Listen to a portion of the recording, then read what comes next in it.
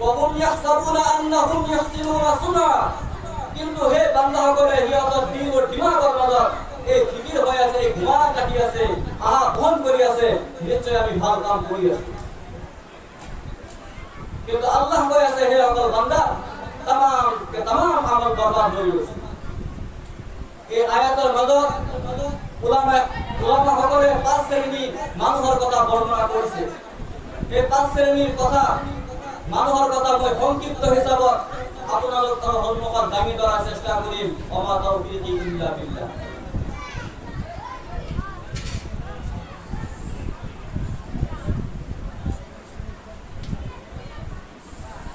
পাঁচ শ্ৰেণী মানুহৰ মাজত যিসকলে নেকি আমল কৰাৰ পিছত সেই সকলৰ আমল বৰবাদ হৈ গৈছে, সিহঁতৰ জিন্দগীৰ যি আমল, যি কষ্ট মুজাহিদা সব নাকাম হৈ গৈছে, সব বৰবাদ হৈ গৈছে, এনেকুৱা মানুহৰ 5 শ্ৰেণী। তার মধ্যে 1 নম্বর হল শিরিক करने वाला मुशरिक, 2 নম্বর হল কুফর करने वाला काफिर,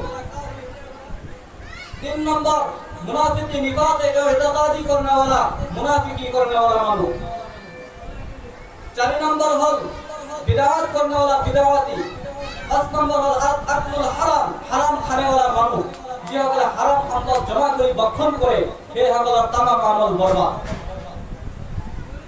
এই 5 শ্রেণী মানুহৰ জিন্দগীৰ তামাম আমল বৰবাদ।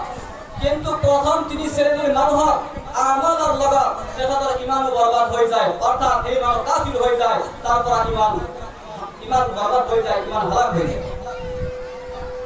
যে বান্দাই শিরিক করে, শিরিকের মাজত যে লিপ্ত থাকে মুশরিক, এই বান্দা যিমান আমল করে তার আমল বরবাদ, তার ইমান বরবাদ। 2 নম্বর হল শিরিক এনেকুৱা এটা বস্তু, শিৰিক এনেকুৱা জুলুম, শিৰিক এনেকুৱা গুনাহ, মহান আল্লাহ ৰাব্বুল আলামিনেৰ ফৰমান ইন্না শিৰিকা লাযুলমুন আযীম। নিশ্চয় শিৰিক ডাঙৰ ডাঙৰ গুনাহ, ডাঙৰ জুলুম। শিৰিক কেনেকৈ আল্লাহ ৰাব্বুল আলামিন সহ্য কৰিব, তাৰ এটা মিছাল মই আপোনাক দি আছো। আমি সকলোৱে জানো যেতিয়া নেকি কোনো লৰা ছোৱালীৰ সম্পৰ্ক জায়েজ সম্পৰ্ক হয়, বিবাহ সম্পন্ন কৰা হয়,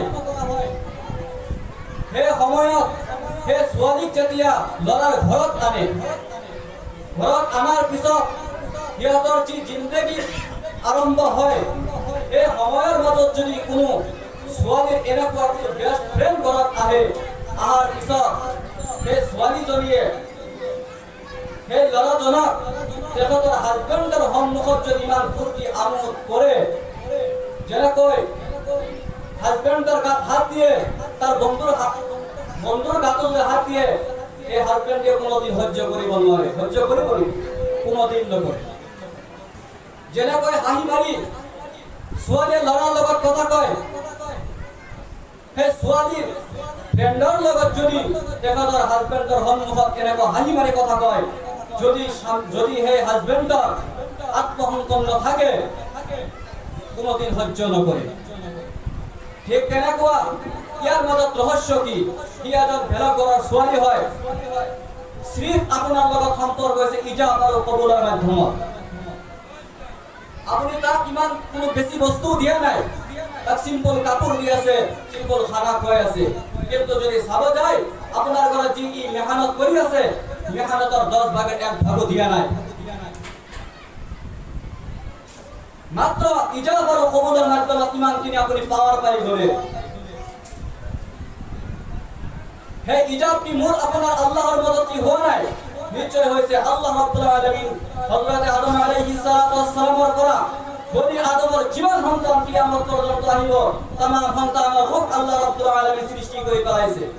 সৃষ্টি কৰাৰ পিছত আদমে আৰওয়াহ মাজত যেতিয়া ৰাখিছিলে, তেতিয়া আল্লাহ ৰাব্বুল আলামিন तमाम ৰূহক সম্বোধন কৰি কেনে কৈছিল আলাস্তু বিৰব্বিকুম, মই কি তোমালোকৰ ৰব হওঁ নে নহয়?